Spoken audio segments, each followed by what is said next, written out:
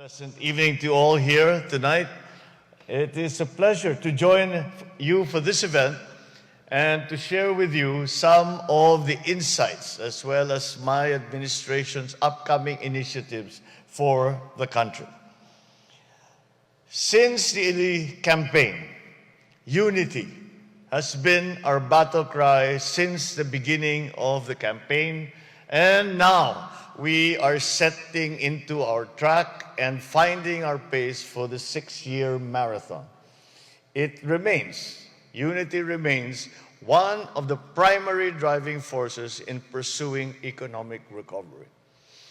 As I have stated many times to our friends and our partners who from other countries, and I say to them that it is important to forge and to strengthen partnerships that already exist and to forge new partnerships and alliances, because in the uncertain world that we are facing, these partnerships will stabilize our transformation into the post-pandemic new global economy. And it is an uncertain world. It is an uncertain world that we are facing. It is an uncertain future. And that makes those partnerships all the more important. And again, the concept of unity applies.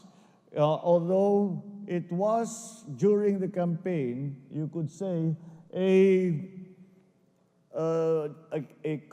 concept, an idea that we brought forward as a message to the people. It still remains as a guiding light to us and saying that what we need to do is to strengthen the lives of each Filipino's capabilities. What we have to do is to strengthen the Philippine economy. What we have to do is to strengthen our position in the world. And we need everyone's help in that. At the very first, as soon as I assumed office, I asked for everyone's help. No one person can do this. No one government can do this. No one entity, not one corporation, not one business. However, if we understand what we consider to be important for our country and for our people, and we work in our different ways to achieve that aspiration, to make that dream come true, that unity will bring us to that level of success. And that is why it still remains our touchstone as we go through the nuts and bolts, I suppose, of the problems that we face. And there is a very famous saying that we campaign in poetry, but we govern in prose. And as we govern in prose, we keep close to our heart the idea of unity. This constant aspiration for harmony amongst our people is not mere idealism or romanticism. It is a recognition of the fact that no vision, no undertaking, whether big or small, could possibly be realized without a clear and shared understanding of our end, our ways to get there, and our purposes for getting there. The goal is simple. It is clear. We want every Filipino and every island in this archipelago to have an environment and the tools that will enable them to go beyond surviving each day. We want our people to dream, to develop their talents, to explore the beauty of the country and of the world, and most especially, lead meaningful lives and have in their heart a hope for the future. And given solidarity as a premise, this event is a great opportunity to lay down the economic and diplomatic directions that this administration will undertake to ensure that we are all on the same page. So I'm deeply honored by this invitation to take part in this long-standing gala and the platform that it provides to discuss our concerns for the future. I am grateful to the MOPC as well as all the personalities, correspondents, diplomats, and businessmen and women present here tonight. Thank you for this opportunity to lay down parts of the vision and initiatives for the country's development amidst the global pandemic. In previous engagements, I have expressed several of the key priorities of this government, and tonight I wish to reiterate them to you all. The administration's first crucial objective is to secure food sufficiency and post-pandemic growth. I'm proud to share that in the recent visits that we have undertaken abroad, I was able to promote agricultural cooperation and encourage trade investment in key sectors. Locally, the Department of Agriculture has continuously provided production inputs to farmers and fisherfolk, such as high-quality seeds and fertilizers, as well as post-harvest machinery and facilities, including trucks, dryers, mills, all that can potentially contribute to the productivity and profitability of our farm workers and to increase their livelihoods. And so for them to once again make a living out of the agricultural sector.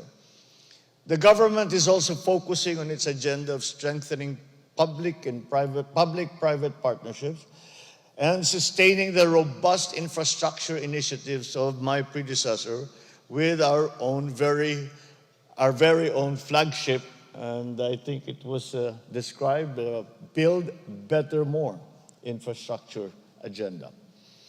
We need efficient infrastructure systems to serve as the backbone of the economy. There are certainly difficulties and challenges in the global arena, but we remain resolute in our efforts to cushion the impact on the Filipino. So we enjoy not only government and industries, but also the public to help in sustaining the positive trajectory of our socio-economic growth. For all our vision and aspirations, I underscore the crucial role of the press in building an active citizenry, one that contributes to the development of our society. The nation counts on media in improving access to information and increasing awareness on issues that affect our country and the world. Your proactive participation in keeping a well-informed citizenry forms part of our collective goal to empower Filipinos and establish a more robust Philippines. I could not share all our plans for the next 6 years, but I will stand here and I will say that you may rest assured that we continue to articulate our plans with the members of the media, of course, especially the Manila Overseas Press Club.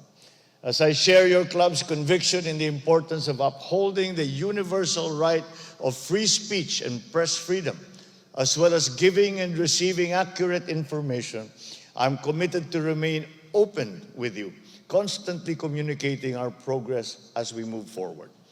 I urge you to effectively communicate to the public the government's efforts and initiatives towards our country's development. This is the partnership that another partnership that we must continue to strengthen. It is the job of our media practitioners to not only analyze, to not only give their opinion, but to also inform and let our people know what the government is doing and how it will help their lives and how they can be part of that progress, that process of progress that we have started. Under my lead, we will support and protect the rights of the media as they efficiently perform their duty. Whatever difficulties we may encounter from this point on, the government will always be ready to lend an ear and to listen to your concerns and to answer all that you may want to know. We will not be your leader, but we will be your partner as we work together to see the full promise of the Filipino nation fulfilled in the days and in the years ahead. I thank you all once again for this opportunity and I enjoin you all to pray and hope for the success of our efforts. Maraming salamat sa inyo lahat. Mabuhay ang Pilipinas at magandang gabi po sa inyong lahat.